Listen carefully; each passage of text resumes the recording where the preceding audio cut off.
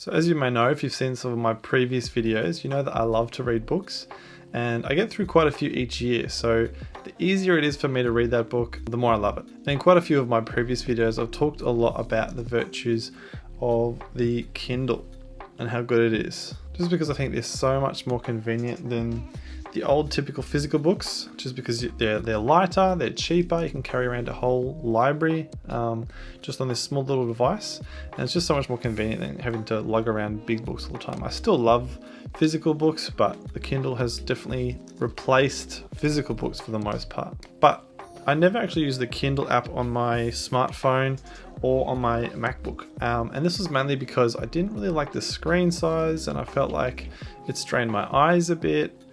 But I recently bought an iPad Air, and you may have seen my previous unboxing video, but I downloaded the Kindle app for iPad and I was very surprised at how good it is. And it's actually been making me wonder if I'm going to leave my trusty Kindle in the drawer or on the bookshelf and not use it anymore, because I've really been enjoying the experience of reading on my iPad.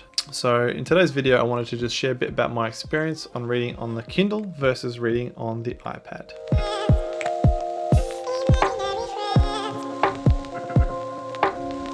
The way I'm going to talk about the differences between the two devices is in four main sections. The first being ease of use, the second being the reading experience itself, the third will be the cost, and then finally I'll talk a little bit about what might be best for your personal situation. So let's get into the first section, which is ease of use. So for me, I find definitely the number one thing when it comes to a device that I can consume content on is just ease of use. The easier it is for me to consume a book, the more likely I am to read it, and therefore the more books I can get through in a year. So I think this is why for me, the dominant platform that I read books through is Audible, because I can just put it in my ears. It's very convenient. I can just do it while I'm out or working or in the car. But however, there are obviously books that don't translate as well on audio. And so those books have been, for me, read mainly on the Kindle over the past year or so. But one thing that I've really been loving about my iPad Air is just how quick and snappy it is. Like, obviously it's an iPad, so you can move about super quick. Whereas if you've ever used a Kindle, you'll know that they're really quite slow devices. They're not designed for multiple different uses. They're just designed to read books. And so for that reason, they're pretty sluggish. Now, of course, this isn't necessarily a bad thing if you're wanting to slow down, you're wanting an experience where you're not distracted by all the other things that you can get on an iPad or a Mac or an iPhone. But because I read a lot of books and my aim is to read a lot of books, the less friction there is for me in terms of being able to get to the book that I want to read, the better. And so on the iPad, it's just so quick and easy. Even if you compare how long it takes to open a book on an iPad versus how long it takes to open a book on the Kindle, you can see pretty clearly that the iPad is a lot faster. Yeah, it's only a few seconds, but if you're picking up a book multiple times a day, or you just want to squeeze in some quick reading when you're on the train or when you're on a break, those few seconds really do add up quite quickly. And to me, it's really about the idea of reducing as much friction as possible. If you're wanting to create a new habit or maintain a habit, the easier you can make it for yourself to do that thing, the more likely you will be to do it. So for me, I want to maintain the habit of reading on a regular basis.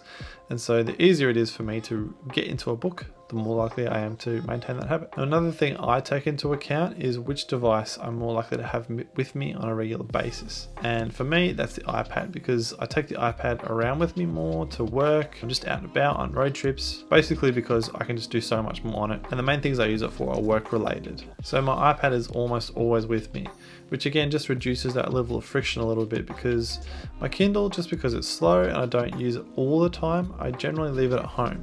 So if there is that spare moment in the day when I want to read a book, I don't have my Kindle with me, but I do have my iPad with me. And of course I could carry my Kindle around everywhere with me, but there's so often days where I just won't read anything because I'm busy with work or other things. The Kindle just ends up feeling like dead weight, and I like to carry as little as possible with me when I'm just out and about. And finally, the other thing I really like about the Kindle app on the iPad versus on the actual Kindle is just how quick it is. When you're browsing recommendations or you're trying to see things on your Goodreads account and you're doing it on the Kindle, it's just so painful. It's pretty much impractical.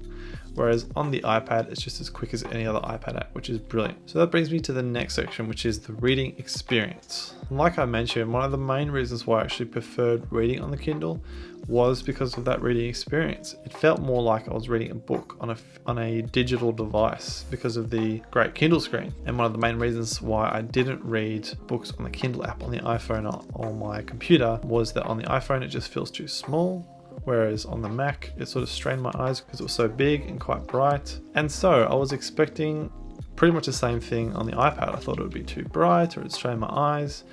But when I opened the Kindle app and started reading, I realized the size of the iPad itself is actually very similar in a lot of ways to your average sized book.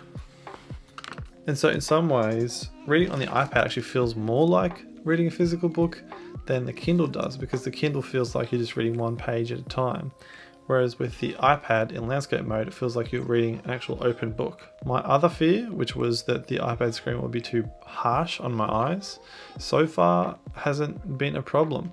I don't read for hours on end, so I can't testify to how your eyes would feel after hours of reading on an iPad, but I've read 45-minute sessions and I haven't had any problems so far. So I've been pleasantly surprised. I do still think the Kindle has a better screen for reading because it's not that LED with all the blue light and stuff, but that ease of use and that reduction in friction, I think just trumps the fact that this screen is a little bit harsher on your eyes. Now there are a few other little things that I really love about the reading experience on the Kindle. The first is the ruler function, which you can't get on the Kindle. This is basically a ruler overlay that you get on your screen, and you can just use it to help you read faster. And I find it helps me read heaps faster because you can concentrate on one line at a time rather than jumping around the page or getting stuck on a single sentence. And so I found it really helps me to get through books as efficiently as possible. Little side note, I have heard from friends that there's a word runner function on the Android systems, but good old iOS doesn't have it, which is a bit disappointing. And then finally, highlighting on the iPad is just so much easier than on the Kindle. And it's not primarily because it's quicker to highlight the actual sentences you want to highlight, even though it actually is quicker.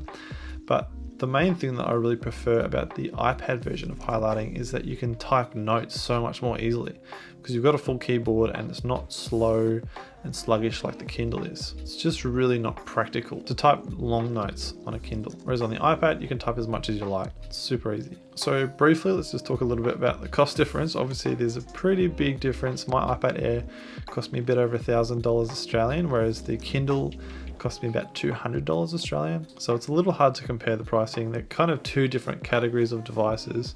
One is just for reading and one is for a bit of everything. It's like a small computer. However, you can get iPads, the cheapest iPad for about $500 Australian. It might just depend on what you're wanting to use it for. Which brings me to the final section, which is my thoughts on what might be a good option for you. Don't get me wrong, I still absolutely love the Kindle. I think it's an amazing device.